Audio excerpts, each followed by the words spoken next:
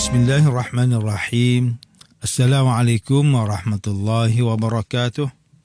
Innal hamdalillah nahmaduhu wa nasta'inuhu wa nastaghfiruh. Wa na'udzu billahi min shururi anfusina wa min sayyiati a'malina. Man yahdihillahu fala mudilla lahu wa man yudlil fala hadiya lahu. Asyhadu an la ilaha illallah wahdahu la syarika lahu wa asyhadu anna Muhammadan 'abduhu wa rasuluh. Allahumma salli wa sallim ala Sayyidina Muhammad wa ala alihi wa ashabihi wa tabi'in wa man tabi'ahum bi ihsanin ila yaumiddin. A'udzu billahi minasyaitonir rajim. Ya ayyuhalladzina amanu taqullaha haqqa tuqatih wa la tamutunna illa wa antum muslimun. Amma ba'd. Yang berusaha Tuan Haji Ahmad Nazri Muhammad Yusof selaku penerbit rancangan tafsir Al-Quran dan seterusnya sidang pendengar yang dirahmati Allah Subhanahu Wa Taala, bersama saya Profesor Dr. Muhammad Najib bin Abdul Qadir, Pusat Kajian Al-Quran dan As-Sunnah, Fakulti Pengajian Islam, Universiti Kebangsaan Malaysia. Tuan-tuan, puan-puan, para pendengar yang dimuliakan, pada hari ini kita akan menyambung kembali rancangan tafsir Al-Quran bagi siri ke-114. InsyaAllah pada kali ini kita akan membincangkan mengenai pentafsiran ayat ke-61 hingga 63 surah At-Taubah. A'udzu billahi minasyaitonir rajim. Wa minhumul ladzina yu'dzuna an-nabiyya wa yaquluna huwa udhun. Qul udhun khairul lakum yu'minu billahi wa yu'minu lil mu'minina wa rahmatun lil ladzina amanu minkum walladzina yu'dzuna rasulallahi lahum 'adzabun alim.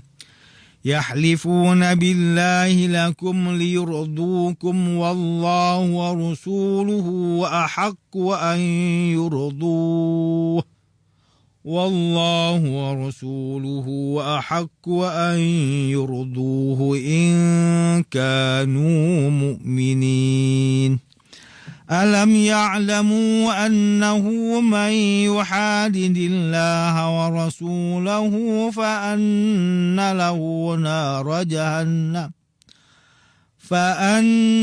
له نار جهنم خالدا فيها ذلك الخزي العظيم. Dan di antara mereka yang munafik itu ada orang yang menyakiti Nabi sambil mereka berkata bahawa dia, Nabi Muhammad sallallahu alaihi wasallam, orang yang suka mendengar dan percaya pada apa yang didengarnya. Katakanlah dia mendengar dan percaya apa yang baik bagi kamu. Ia beriman kepada Allah dan percaya kepada orang mukmin, dan ia pula menjadi rahmat bagi orang yang beriman di antara kamu. Dan orang yang menyakiti Rasulullah, bagi mereka azab seksa yang tidak terperi sakitnya. Mereka bersumpah kepada kamu dengan nama Allah untuk mendapat keredaan kamu, padahal Allah dan Rasulnya jualah yang lebih berhak mereka mendapat keredaannya. Jika betul mereka orang yang beriman, tidakkah mereka mengetahui bahawa sesiapa yang menentang perintah Allah dan Rasulnya, maka sesungguhnya adalah baginya neraka Jahannam serta ia kekal di dalamnya. Balasan yang demikian adalah kehinaan yang besar. Muslimin dan muslimat yang dirahmati Allah, Profesor Dr. Muhammad Quraisy Shihab melalui kitabnya Tafsir Al-Misbah menyatakan bahawa di antara mereka, yakni orang munafik, ada yang mengganggu. Ia mengucapkan kata-kata yang menyakitkan hati Nabi Muhammad sallallahu alaihi wasallam. Padahal baginda adalah manusia agung yang mendapat wahyu dari Allah melalui para malaikat. Mereka antara lain berkata baginda tidak berlaku adil dan juga mengatakan dia adalah telinga, yakni menampung dan mempercayai semua yang didengarnya tanpa ditapis sehingga tertipu.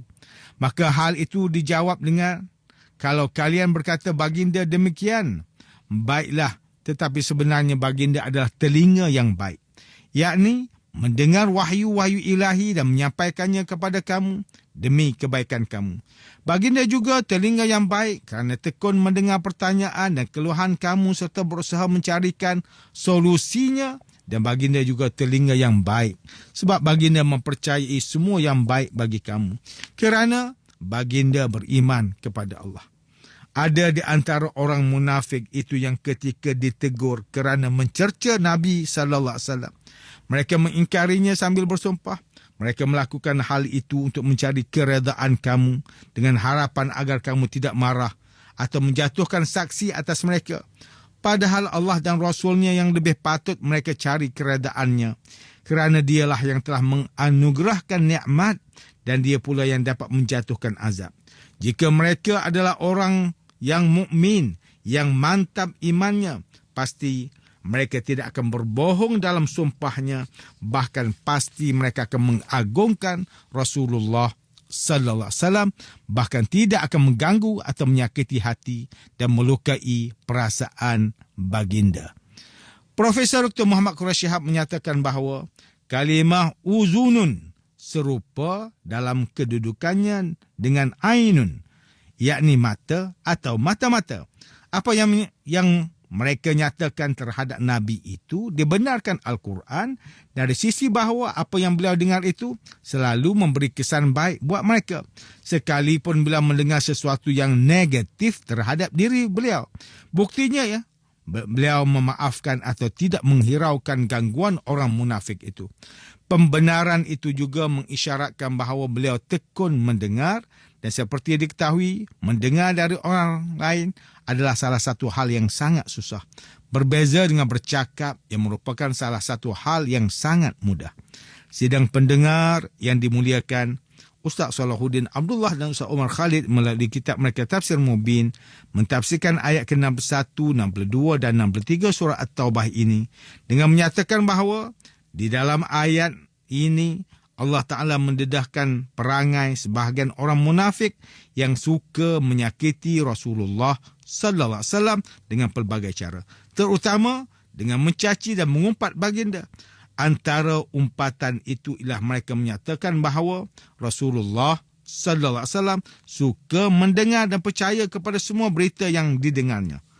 Dalam hal ini, Allah Subhanahu Wa Taala mengarahkan supaya baginda menjawab dengan menyatakan bahawa baginda suka mendengar berita dan perkara yang baik sahaja, serta akan menyiasat terlebih dahulu sesuatu perkara jahat yang didengarinya. Baginda percaya kepada berita yang didengari daripada orang yang beriman, sebab baginda yakin dengan keikhlasan mereka. Orang yang suka menyakiti dan mengganggu baginda sallallahu alaihi wasallam diberi ancaman dengan azab yang tidak terperi sakitnya di akhirat kelak. Orang munafik ialah orang yang suka berbohong dan suka membuat sumpah palsu untuk mendapat kepercayaan orang lain. Sedangkan Allah Subhanahu Wa Taala dan Rasulnya yang paling utama dicari keredaannya melalui sikap taat setia dan menghormati Rasulullah sallallahu alaihi wasallam, bukan dengan cara mencaci dan mengumpat sekiranya mereka benar-benar beriman. Mereka kemudiannya disoal kembali, tidakkah mereka tahu bahawa orang yang suka mengganggu Rasulullah sallallahu alaihi wasallam itu akan beroleh balasan api neraka yang sangat keji dan hina.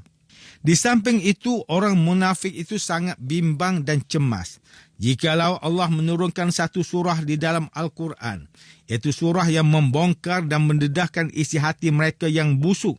Seterusnya, Rasulullah sallallahu alaihi wasallam telah diarahkan supaya memberitahu mereka bahawa Allah Subhanahu Wa Taala akan membongkar segala perkara yang dibimbangi oleh mereka itu.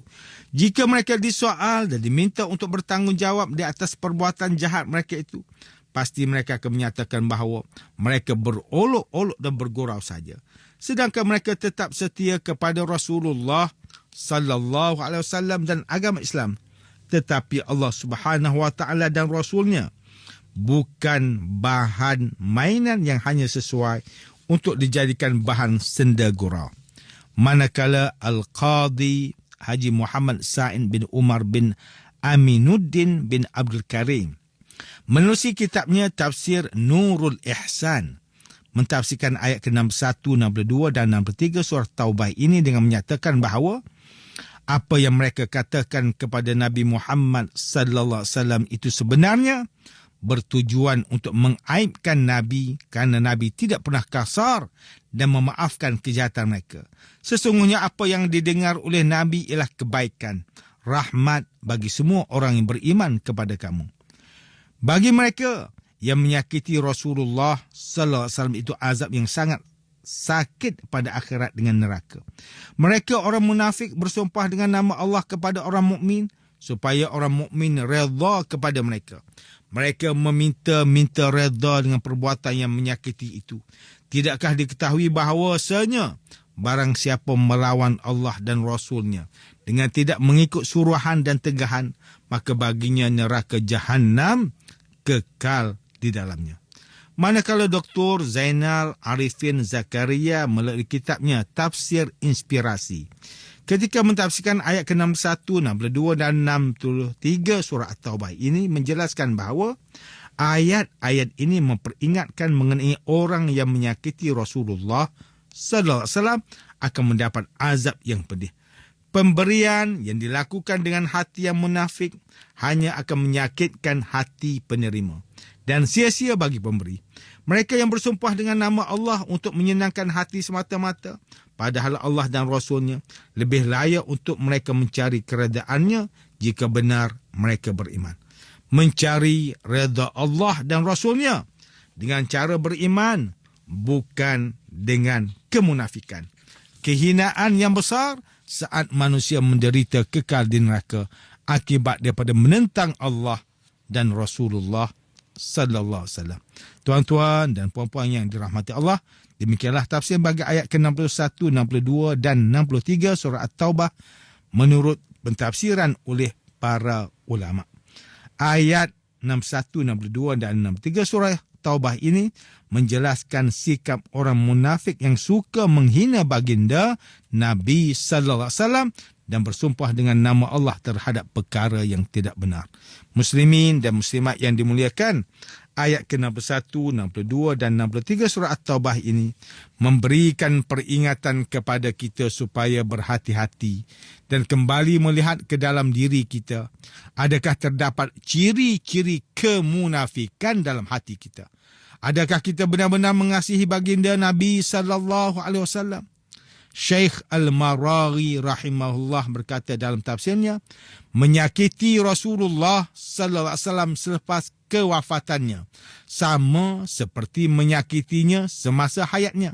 Keimanan kepada baginda akan menghalang orang mukmin daripada melakukan perbuatan yang akan menyakiti baginda. Ini adalah dosa dan kederhakaan yang paling besar.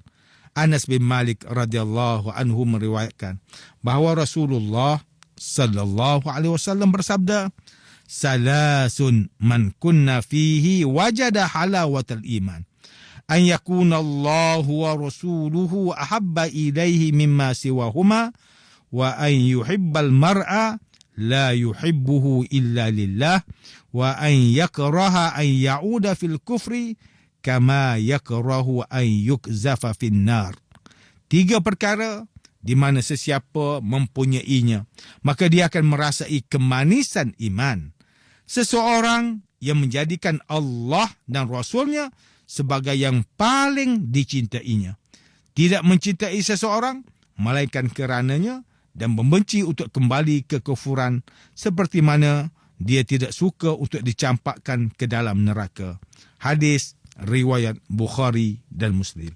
Sidang pendengar yang dirahmati Allah, antara pengajaran yang boleh kita ambil daripada tafsir ayat ke-61, 62 dan 63 surah At-Taubah ini ialah, pertama, umat Islam hendaklah tetap mencintai Rasulullah sallallahu alaihi wasallam kerana mencintai baginda adalah kesempurnaan iman. Antara cara menunjukkan keimanan dan kecintaan ini seperti mana yang dilakukan oleh para sahabat dan salafus salih dengan mempertahankan baginda. Kedua, setiap orang Islam yang mengaku beriman kepada Allah Subhanahu wa taala hendaklah sentiasa taat kepada perintah Allah dan Rasulullah sallallahu alaihi wasallam.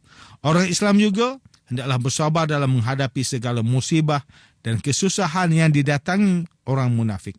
Sesungguhnya Allah sentiasa bersama-sama dengan orang yang sabar.